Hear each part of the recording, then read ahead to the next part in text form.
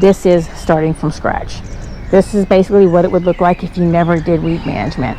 There's no mulch in place. There's obviously no pre-emergent, and the plants are pretty much kind of choked out each other.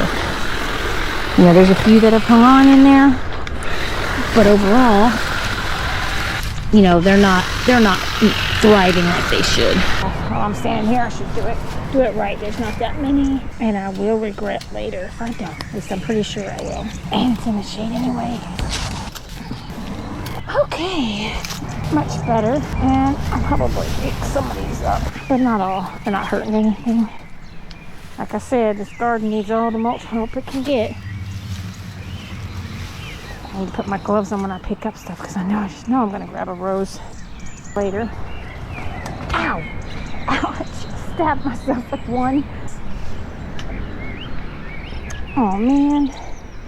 I don't trust people to install mulch. I could have the help that helped me deliver this mulching, get it all set up. I could have them install it too, but it wouldn't be right. That's just, I mean, there's no nice way to say it. Even landscapers, they don't know how to install mulch. I don't care who you are. I haven't met one landscaper who really knows how to install mulch. I can go behind every person who says they know how to install mulch, especially landscapers, and find 1,000 things wrong. And it's a lot more work for me to correct that than to just do it myself, because all the work that I'm doing now wouldn't be done the correct way. And the other factor is they just come in and level everything. They will just come in with their chopper or their weed whackers and level everything and put the mulch down. Wherever it lands, it lands. They'll leave it piled up in the crowns of plants. They don't take the time to go, oh, when they're pulling weeds, they don't notice, oh, this is not a weed. This is actually, you know, a new verbena. Let me move this verbena to where it would do better. They don't know that. They can't ID that. They don't care. That's not their job. Their job is to finish and get to the next place as quickly as possible. That's their job. So for mowing, that's okay. For delivering the mulch, that's okay. But for installing mulch around or in a flower garden like this job should be done by somebody who cares about every single plant, who understands what every single plant needs, and who can ID at least half of the plants, whether they're perennials or evergreens, know how to prune them, and who's going to take the time to preserve as much of it as possible. There is no landscape company who's going to do that. They will simply level it, and if it dies, they'll just recommend to replace it. That's it. They're thinking, what can I do to just get this job over with and get to the next place that I have scheduled for today. What is thriving though is this juniper, because it actually doesn't mind a little bit of shade that the weeds are giving it. It is a evergreen plant, but here in Texas, next to these stones, they tend to like burn up and dry out really easy. So when they have a little bit of cover from other plants during the summer, which I often will allow, like that's what I'll allow the cosmos to do, is kind of grow up through them just a little bit, because they do provide them relief from the heat of the sun. That little bit of shade brings them down just enough. I took the temperature of the soil one day where the roots are, because I couldn't figure out why they kept turning brown, and they were well watered and they were still getting brown and crispy. And I took the temperature of the soil right next to the stones, and it was 120 degrees, like 2 inches down. So, you know, it's basically those roots were getting cooked. That's all there is to it. So when you're cooking the roots of a plant, they're not gonna grow very well. So when I put that little bit of shade there, I think it keeps it well under 100 degrees. So in the heat of summer, like late spring, I'll start letting them pop up through, because they'll pop up everywhere, as you can see. But I start letting them stay kind of like this. See how these cosmos are popping up like this? This whole area is in the shade, so I don't have to, I don't want to say full shade, but it's in afternoon shade. So this juniper is happy. But in early spring, when less leaves are here and the sun starts heating up these stones, I will let the cosmos just disperse, you know, speckle throughout the juniper, and let them stay there until this time of year, because that helps to keep the temperature down. And you know, it took me, I want to say I spent a good 6 months trying to figure out what's going on with these junipers, but that has pretty much solved the problem ever since. You know, they shouldn't have been planted along this path according, anyway, again, I did not do this garden. They're not a foot friendly or path friendly plant. They're a nice pretty ground cover, but not really for you know, where you're going to walk. You know, they're there, they do look nice, and they're doing a better job now than they used to, but it's definitely not my top pick for a path friendly. I do like that mazes. That is path friendly, and it's an evergreen, and it also feels fine on your feet. because it is a really good weed suppressant itself. You know, that's another thing with weed management. When you know which plants can grow together and do a job of blocking out sunlight, like this plant right here, this mazes, you know, it's really hard for weeds to come up through here. So that's another thing. When you have an area that you have a lot of weeds, think of what could go there. Could something tall go there? Is it close to the house, or is it somewhere you need to walk all the time that, you know, is like a pathway or access? And depending on the, you know, area, find a plant that can grow there happily and naturally and do the work for you of keeping the weeds down, because that is a lot of the battle with the weeds, is when there's space not being taken up that could be. That's a huge advantage to have. But here's one of those stupid thorny weeds that I can't stand. So the trick to pulling these up is by the root. So if you look, hopefully you can see this. So if you try to grab this plant from over the top, all of these little thorns, they're almost angled in different directions so they can snag you any way possible, and they're super small and super sharp. And then there's even finer hairs along the stalk that are like thorny. It's like a little cactus. I don't know, it's a bastard plant. I hate it. So when I see this plant and I need to pull it up, I get away from the leaves and the stems, and I find on the ground from the opposite direction where it meets, where it comes out of the dirt. And wherever it comes out of the dirt, you have about 2 or 3 inches of no thorns. So when you're pruning conifers, if you just shear them off or cut them or try to shape them, you know, just randomly like you would any other evergreen, they don't respond well. They have to be cut. Junipers and the conifers, you know, that look like this. Oh, look at that shedded snake skin. Look at that. The little baby one. Well, he just did that since I mulched. He used the junipers to help him get out of his little skin. Anyway,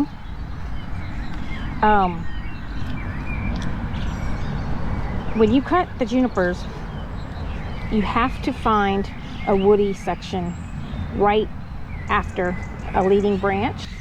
So right now this branch is a leader branch, okay, and this tip is the leader tip. If I just made my cut like this across the middle of these, all this would turn brown and it would be really ugly, and it just doesn't recover right and doesn't respond well to that type of cutting. This has to be strategically cut in a very specific area to look natural and recover normally.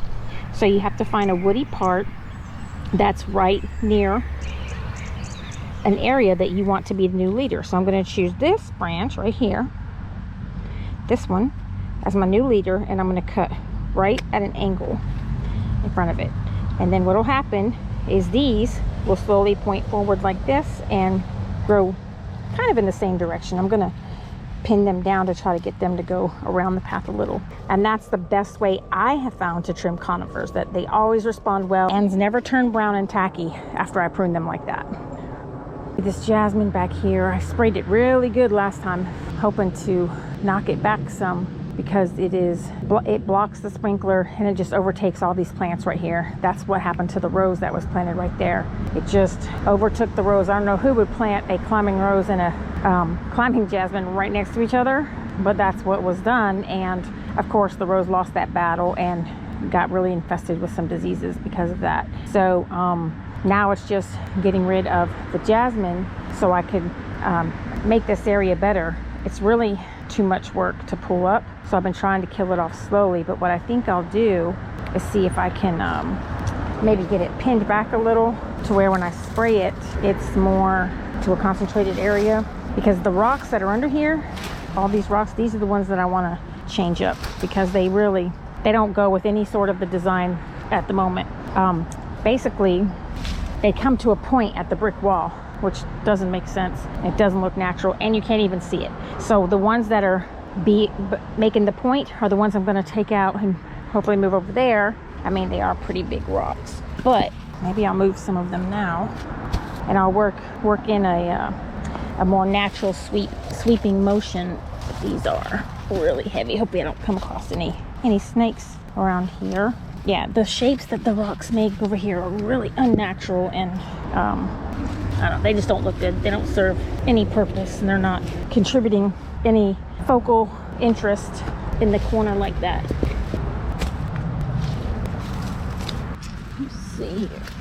I also think they're interfering with the moisture distribution, saturation of how the sprinkler covers this area, and there's just too many roots over here and competing plants to limit where the water goes. So this way there'll be more soil surface area for plants. So the best way to achieve a natural rockscape, especially with bigger rocks, is to literally toss them and kind of let them land together and fall in the way they want to fall naturally, because that's how they're done in Mother Nature. you can tweak it up after that, but you use that as a guide. I like how it comes off the wall like that, and then you just naturally let it flow into these other rocks that are in this area. Because what it used to do is make two sweeping motions into a point, and I don't know, that wasn't doesn't look good. And the point was right at the sprinkler. I don't know what the goal was, but I didn't like it. And I've been wanting to do this since almost since my first day, because there was always such a big thorny bush there. I basically stopped around that. Sage. So I already think it looks better, kind of connects to this side now and looks more naturalized with the path, which is really should be the goal. And I'm thinking if I could get them close enough to this juniper and weed out all these cosmos popping up. I love the cosmos, but it's starting to get cool here now, so we don't need them shading out the juniper. I want the juniper spilling over the rocks, because I think that will give a more eye-pleasing flow to this whole area, how the juniper outlines the pathway, because that's somewhat of a formal layout. Anytime you line things up deliberately and consecutively to outline something, and you repeat that process, it's a formal feel. So I'm trying to break that up a little bit by having like a spillover, where it looks like they kind of flowed in that direction instead of being just plopped there and planted by somebody. Normally I would have already put the pre-emergent down as I do my weeding, since I know I'm going to be laying mulch, but it's too damp outside and it would just stick to the leaves. So I'm going to wait until things dry out a little bit.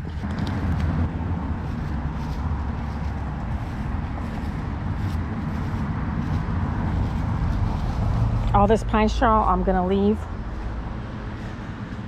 And I think I might use this area as the spillover, since it's already here and growing in this direction. I might be able to make that work for me. I was thinking I'd have to bring in some dirt and have a little raised area behind the rocks to get that look, but we'll see what I can do with what's already here. If they can be lifted a little, maybe. Okay. Traffic is really noisy right now, so I'm not going to do much talking until it dies down.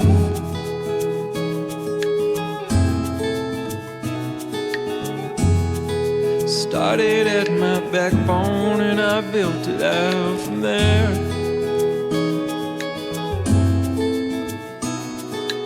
I put a little garden in the hardness of my heart, kept a couple promises, and that was the start of this love. I didn't find it, I built it myself.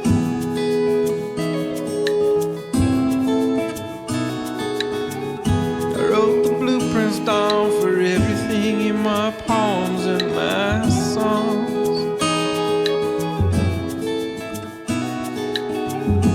Made some friends along the way and found a place to call my own.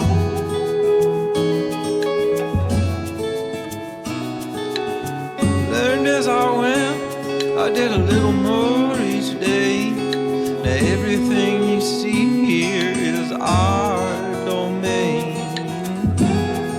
I didn't find it like this though, I built it myself.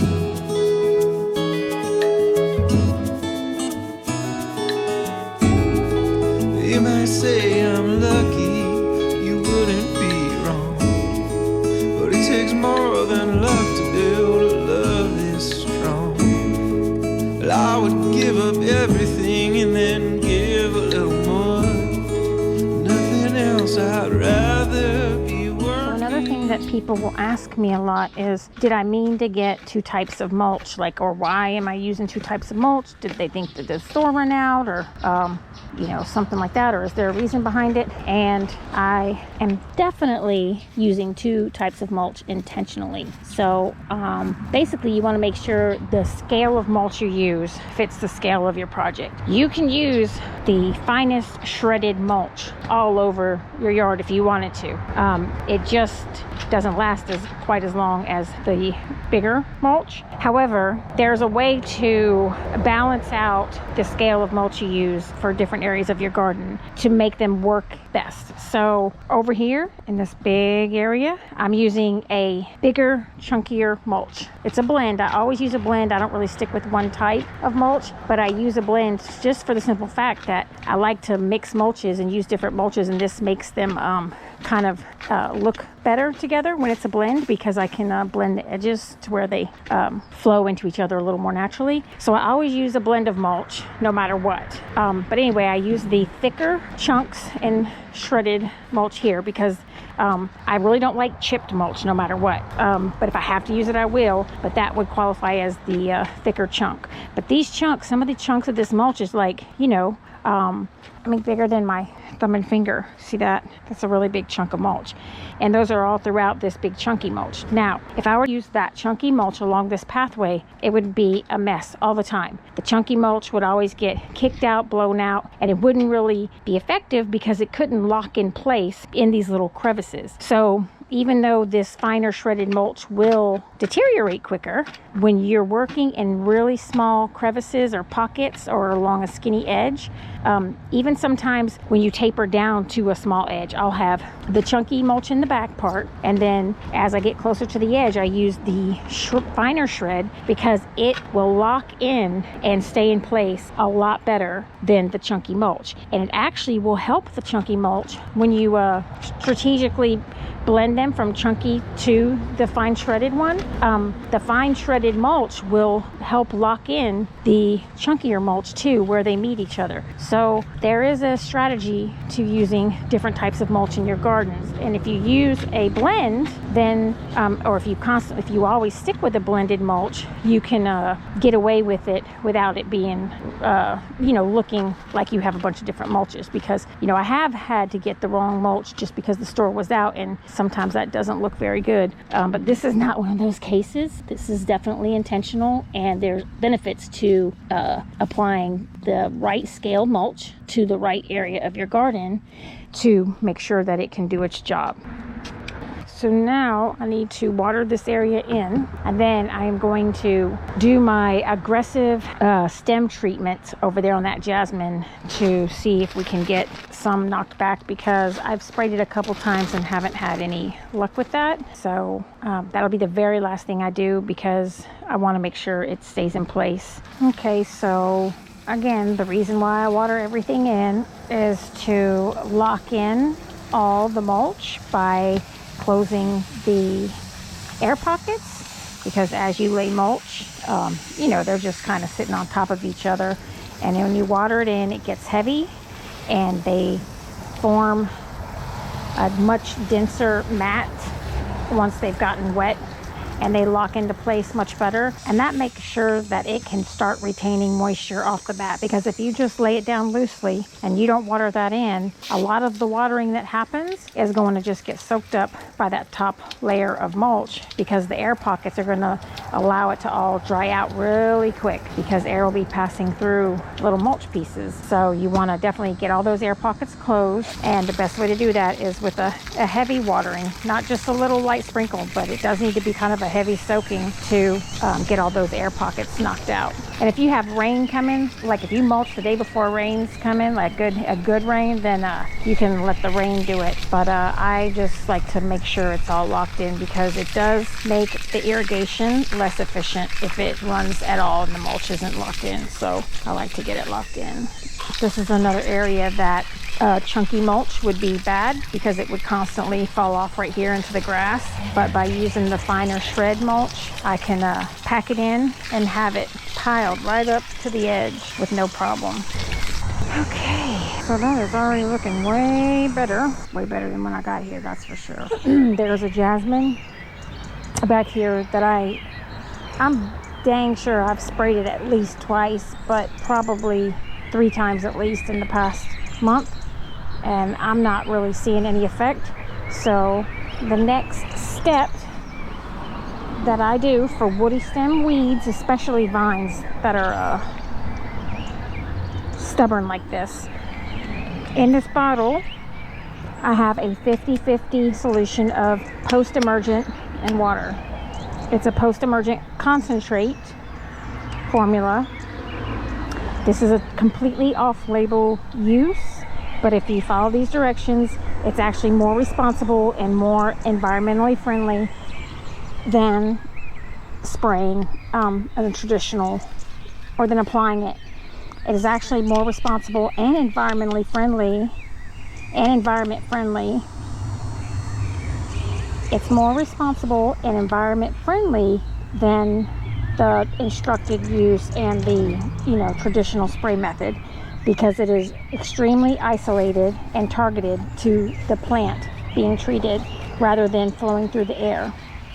So I like to find the woodiest, thickest part of the plant. Oh, this is a really good spot. Okay, all of the bases right here, it looks like. So what I'm gonna do is I'm going to cut all of these stems at the base as low as, not as low as I can, but a few inches above the ground so I can easily see them.